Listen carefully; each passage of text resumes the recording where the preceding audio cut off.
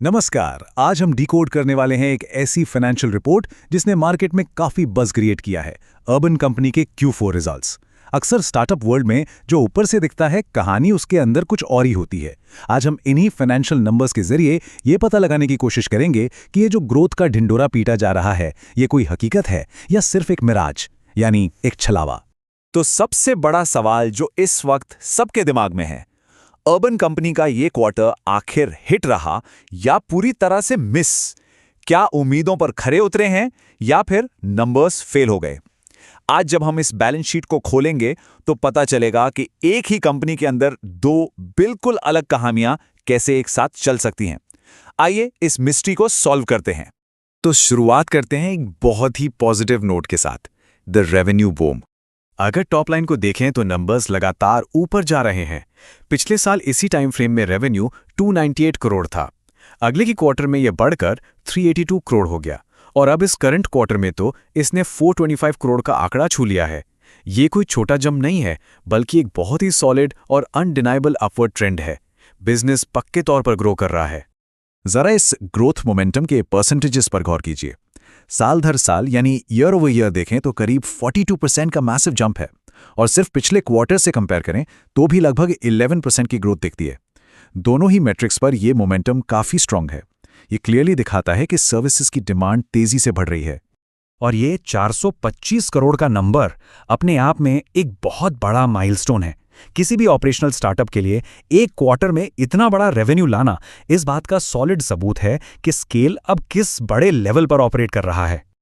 और सबसे मजेदार बात पता है क्या है? Market expectations. मार्केट को लग रहा था कि कंपनी इस क्वार्टर में लगभग 400 करोड़ कमाएगी, पर रिजल्ट क्या आ रहा? 425 करोड़।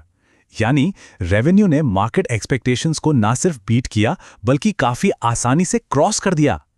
यहां तक तो सब कुछ एकदम परफेक्ट सक्सेस स्टोरी लग रहा है, राइट? लेकिन ठहरिए, क्योंकि असली पिक्चर अभी बाकी है। यहां से शुरू होता है अगला हिस्सा, द एक्सपेंस एक्सप्लोजन। यहां आकर कहानी में एक बहुत बड़ा ट्विस्ट आता है। ये कॉन्ट्रास्ट देखिए, कमाई हुई है 425 करोड़ की, लेकिन खर्चे कितने हुए हैं? सीधे 556 करोड़।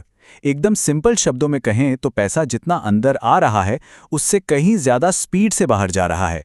इन खर्चों को थोड़ा और डीपली समझते हैं। पिछले साल एक्सपेंसेस थे 320 करोड़, फिर पिछले क्वार्टर में ये बढ़कर 432 करोड़ हुए, और अब ये डायरेक्टली 556 करोड़ के भारी भरकम आंकड़े पर पहुंच गए हैं। हालांकि यहां एक इंटरेस्टिंग पॉइंट ये भी है कि इनकी अदर इनकम भी साल दर साल डबल होकर 321 करोड़ हो गई है।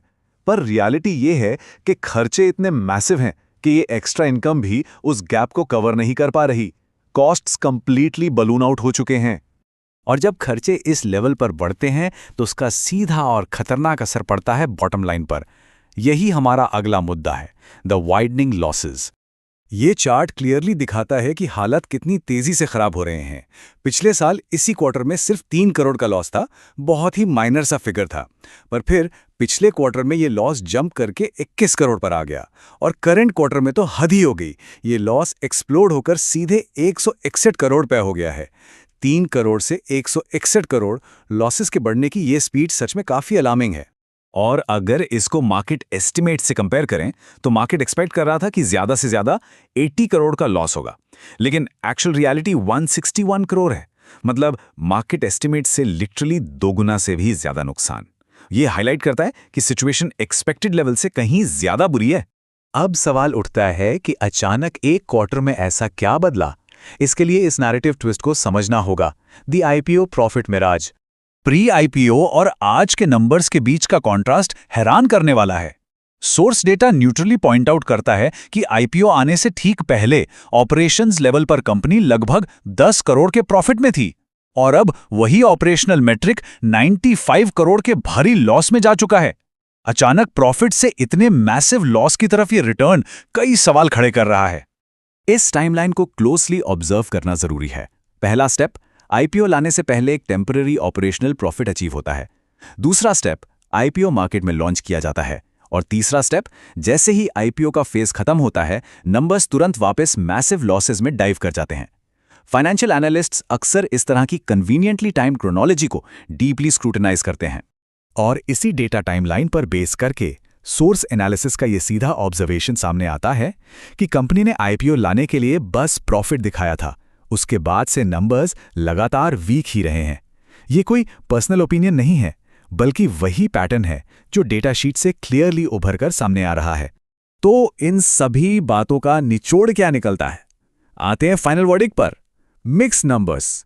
इस पूरी फाइनेंशियल रियलिटी को हम ईपीएस यानी अर्निंग्स पर शेयर की तेजी से गिरते डेटा से समझ सकते हैं। पिछले साल हर शेयर पर लॉस था 0.02 रुपीस। पिछले क्वार्टर में ये लॉस गिरकर हुआ 0.14 रुपीस और इस करंट क्वार्टर में तो ये ड्रॉप होकर सीधे -1.80 रुपीस पर चला गया है। ईपीएस का इस बुरी तरह से डिटीरियरेट होना सीधा सबूत है कि प्रॉफिटेबिलिटी की हालत फिलहाल काफी खराब है। तो अल्टीमेट टेक अवे क्या निकलता है? एक लाइन में कहें तो टॉप लाइन ग्रोथ बहुत अच्छी है, डिमांड बढ़ रही है, लेकिन उस रेवेन्यू को जनरेट करने के लिए कंपनी जिस स्टैगरिंग रेट पर पैसे जला रही है वो टोटली अनसस्टेनेबल लग रहा है। ग्रोथ तो हो रही है, पर उस ग्रोथ की फाइनेंशियल कॉस्ट बैलेंस शीट पर बहुत भारी बढ़ रही है। और इसी डीप एनालिसिस से आज का सबसे आखिरी और जरूरी सवाल पैदा होता है, अगर टॉप लाइन ग्रोथ मेंटेन करने के लिए एक कंपनी को इतने मैसिव लॉसेस उठाने पड़ रहे हैं, तो क्या सच में ये बिजनेस मॉडल लंबी समय तक सस्टेनेबल है? ये हमें ना सिर्फ इस पर्टिकुलर कंपनी बल्कि पूरे स्टार्टअप इकोसिस्टम की फाइनेंशियल हेल्थ पर दोबारा सोचने को मजबूर करता है। इस एक्सप्लेनर के साथ जुड़ने के लिए बहुत शुक्रिया। आगे भी इन फाइनेंशियल डेटा के पीछे छिपी सच्चाइयों को ऐसे ही डिकोड करते रहेंगे।